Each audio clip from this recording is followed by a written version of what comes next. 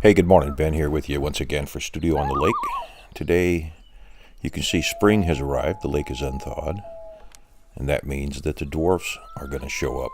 We have a couple dwarf swords around. Don't have a shield yet, but today, after the end of today, we will have Thor's hammer. Now, if you can pronounce this, you're a better man than I am. Mjolnir, so they tell me. Thor's famous hammer. Started off with a big chunk of basswood in the log form, cut it down.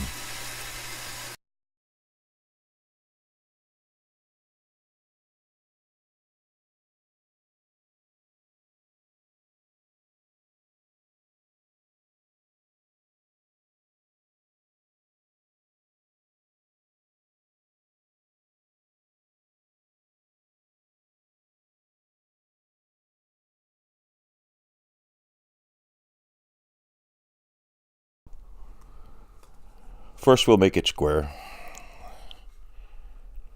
Not much going on there. Cut the nasty part out. Can't be too big. Our dwarves are pretty small and not nearly as strong as dwarves of mythical proportions.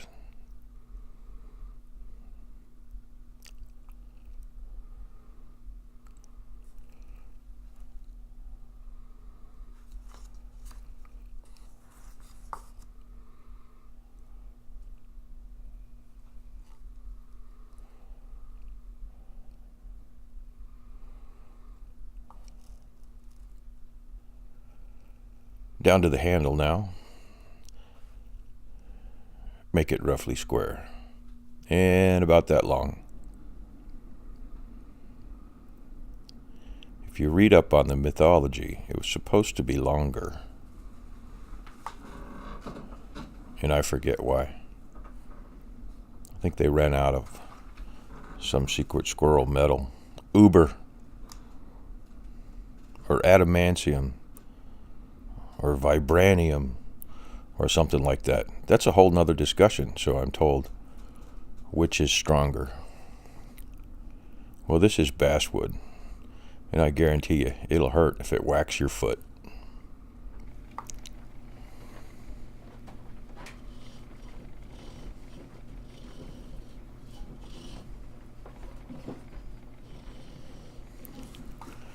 It's quite a popular implement today with all the movies coming out, and the kids like it. And lo and behold, they can pick it up. What do you know? Mark the edges out for the bevel. It's an old marking gauge, has a pin in it. You can adjust where it's at, and then onto the draw knife.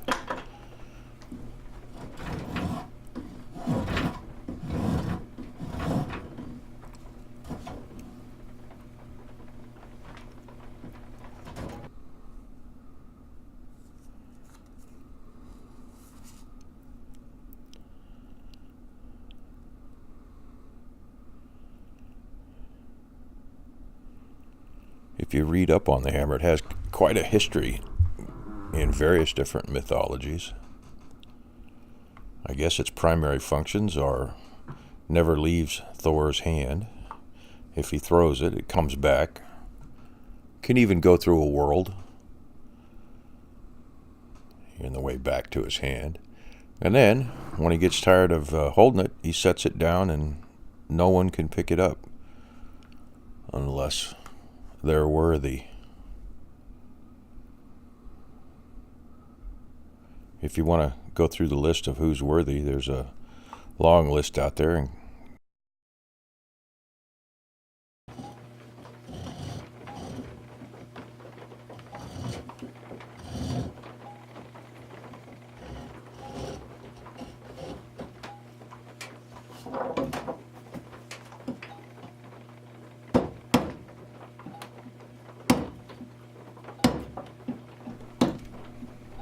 take the edge off with the chisel.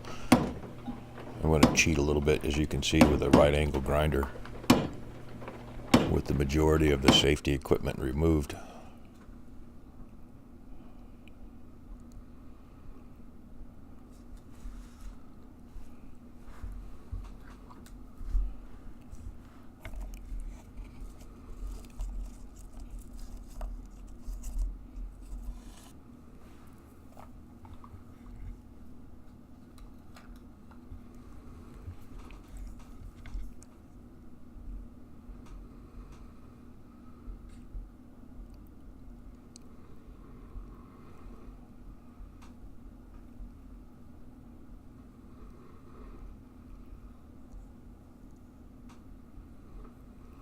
There's that grinder I was talking about. And I pulled the guard off of it.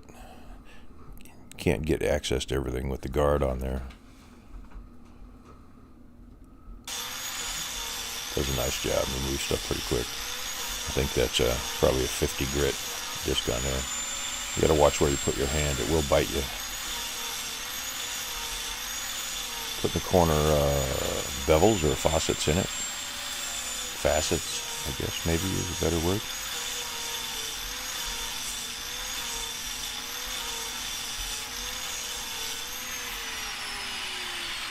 I got to admit, this was kind of fun to make.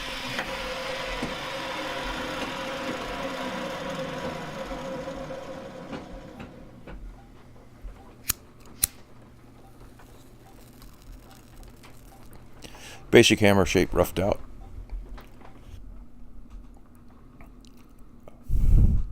Center lines for the handle. No real measurements here, just kind of eyeballing various different references. A little draw knife work, get it close to that. If I had a shaving horse, this would be a good project to use on it. And here go those rules. No whacking people's feet.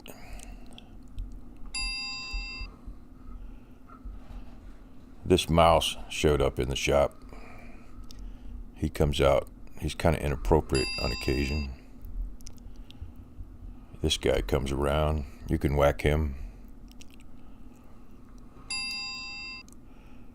You've seen this character here before. He can be whacked.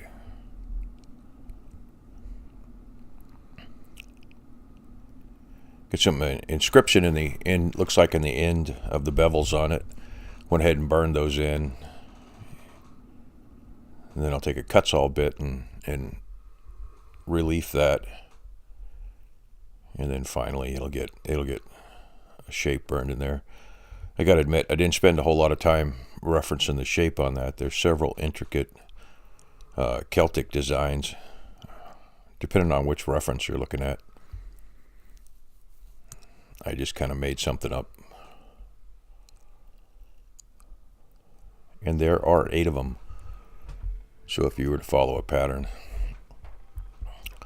There's how I figure out what I'm doing. Grab the computer, pull up Thor's hammer, and look through about 10 different references and decide which one I want to use. Starting to burn the design in.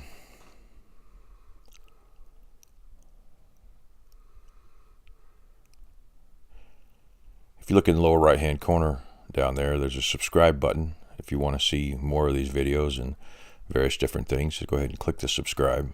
I think there's 11 or 12 of them out there now, and subject to be more in the future. They're a lot of fun to make. You look down in the description, there's also links to the majority of the tools that I'm using. And if you look in the other videos, I describe some of those tools a little bit more. But down in the link there, you can figure out where they came from, where to get them, and which ones I'm using. And if not, if I didn't explain it, go ahead and send a comment, ask a question. I'll be more than happy to answer it for you. There's 1, 7 to go.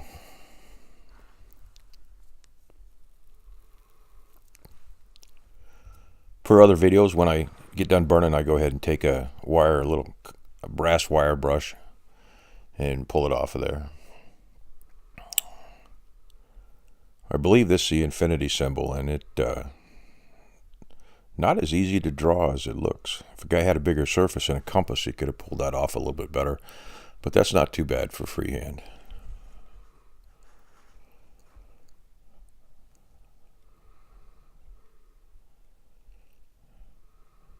In the carving world, we use stop cuts to define the edges and where we want the cut to start and end, or reference to the center. This would be a good place for a vein or gouge. I've developed a system over the years. I just like to take a heavy-duty burning pin and run those lines, and then go ahead and power carve them, or you can use a chisel and cut down to those lines using the burn marks as stop cuts.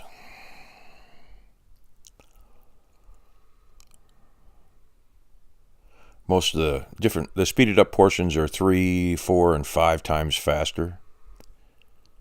I think sum total, there was about 6 hours in the making of this thing, from start to finish.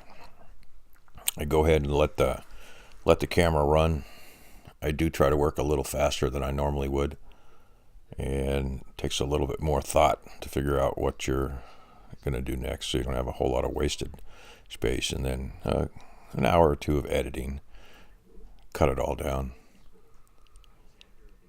If for some reason anyone out there would like to see a little bit more, or some of you would like to see more of any particular detail that I haven't shown in any of the other videos, just let me know, and I'd be more than happy to stop editing that kind of stuff out.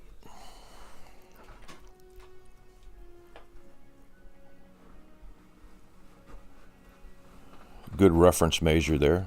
Little can of Butol. Seemed to be about the same size as that handle I was working on, and fit in there good. Have to make sure it's halfway, so a quick measurement with the pencil. I do have rulers, but probably not here where I'm sitting. They never are. You can never have too many rulers or too many tape measures laying around. Big old Forstner bit running down through there. Family or home. Otherwise, I wouldn't keep sabotaging the possibility. Well, you found those things here. Shaping the handle to go through the hammerhead. I'm not sure. Either way, it's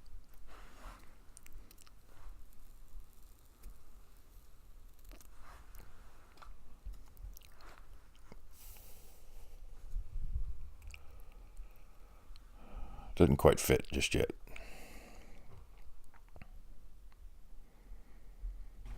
definitely. Without fail, I promise you. Very well. But tomorrow I'll cover 2 topics. I have a most entertaining idea. Uncovering the hidden mysteries of the Adrenal Gland. Fine. Good luck, Doctor.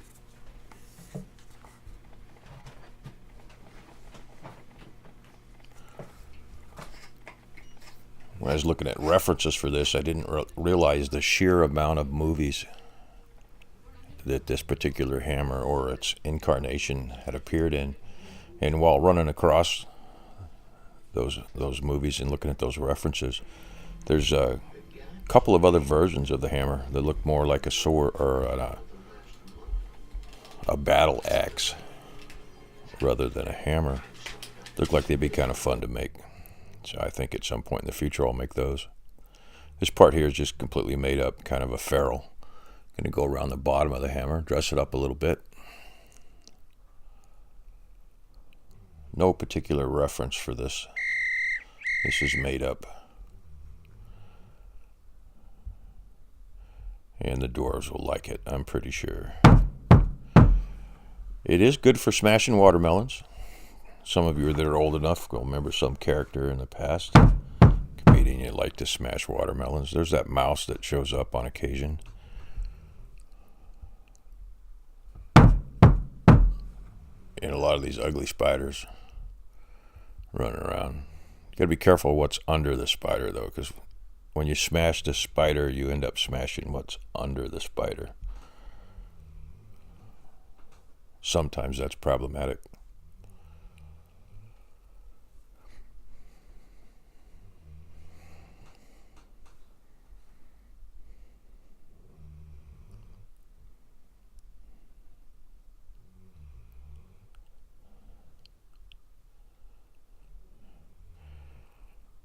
If you went back and watched the dwarf sword episode and thought that that was something dangerous to put in the hands of a 5-year-old kid, just imagine how much fun it's going to be watching him with this hammer and the sheer look on people's faces as they lift it up and someone says, "No, not that one, not that one, put it down." Here's the top. Got an inscription that's going to go all the way around there. And if you have a eye for detail and start pulling all the runes out, you'll find out that I ran a little bit short. But not being able to speak Ruinese, I don't know what it says or where it stopped. This part's made up on the bottom here. Gave some thought to turning a brass ferrule and putting a piece of leather on there. I just didn't happen to have any leather around that would work. So I improvised.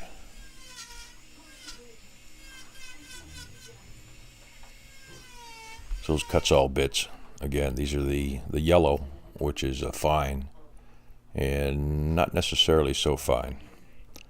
Burn a little bit of Celtic detail in the bottom there.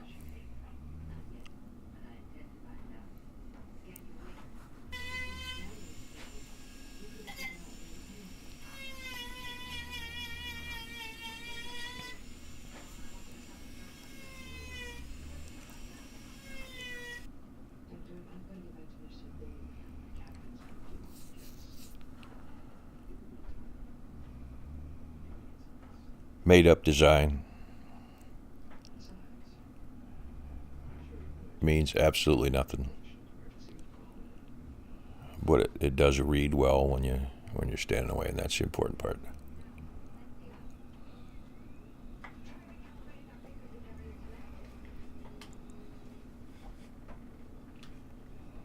Test fit.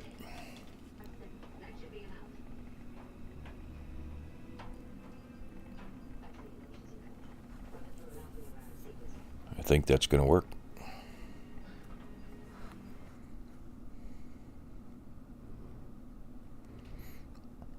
I gave some thought to putting leather and cords and various different things on the handle, and then I gave up. I also freehanded this. If you really want it to be a little more symmetrical, you can take a piece of tape and wrap that around there as a reference, and it'll roll pretty straight. But all in all, this came out pretty good.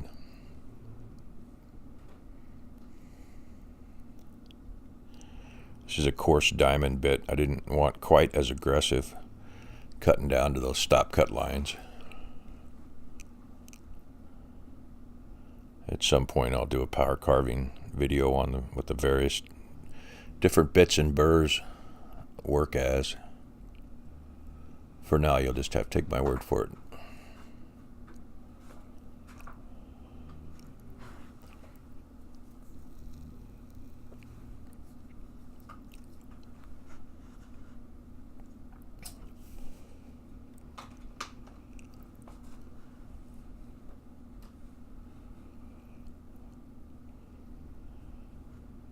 Whosoever holds this hammer, if he be worthy, blah, blah, blah, yada, yada, shall possess the power of Thor. Letters were a little small to carve in there, so I went ahead and burned them in.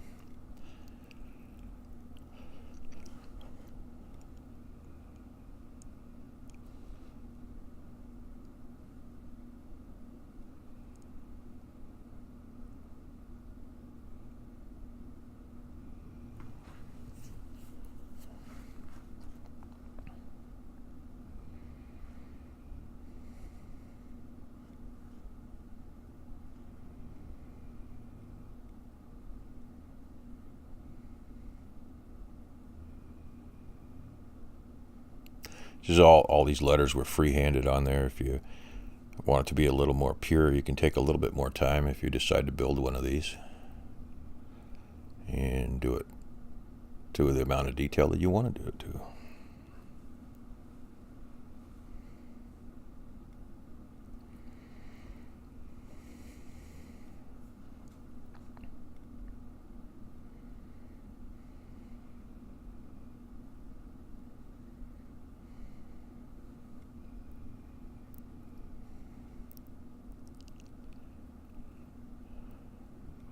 These are I'm burning in the casting lines on the bottom of the hammer, which is kind of interesting. If it was cast, which was signified by these lines, then it was supposed to have been forged, not cast.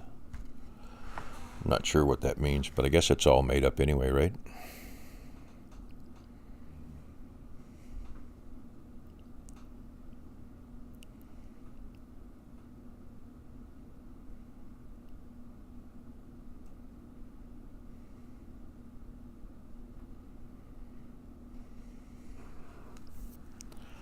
needed a little bit of definition on there. I'm thinking of all the projects, this one I might go ahead and put a finish on it. And this black works out, or the black reference marks from the Burnin works out pretty good.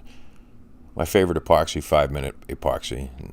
I'm not sure, this just happens to be a brand that I can get locally. It comes in a big bottle. Mix up just the amount you need. Put on a wing, a beak, a little small part, or glue a couple pieces of something together. Use it in small amounts. I like it much better than I do the tubes. The tubes seem to run out pretty quick.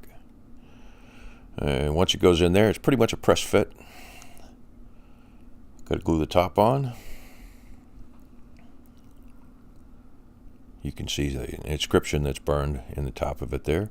There's the hammer pretty much done, and it's about time to put some finish on there. Went ahead and used some Watkins Danish oil. It's quick, painless. Gives it a nice color, kind of a little antique color. Another finish I like for something that's like this with the burn marks and whatnot is shellac. An amber shellac is pretty nice and dries fairly quickly also. This just gets one quick coat. If you wanted to, you could put 4 or 5 coats on this and then buff it up and put some wax on it. It'd really be something. I'm expecting people to walk around with this and whack things with it.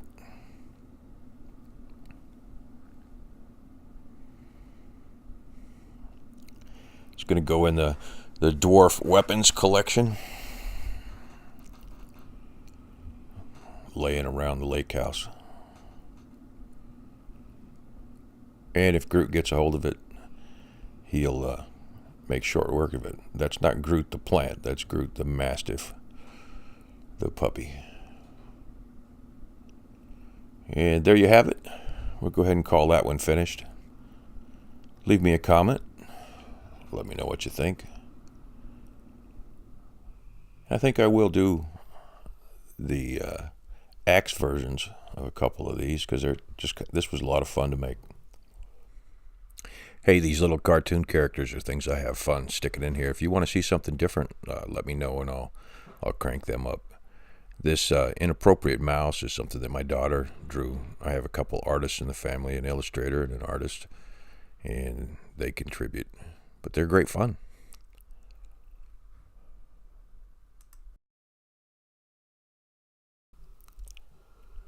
Hey, I set it down and I can pick it up. Not sure what that means. Spring out there, looks nice. Not quite green yet, the trees haven't leafed out, but this has been with Studio on the Lake. Go ahead and leave a comment. Click subscribe in the lower right hand corner. And if you lasted this long, thanks for watching.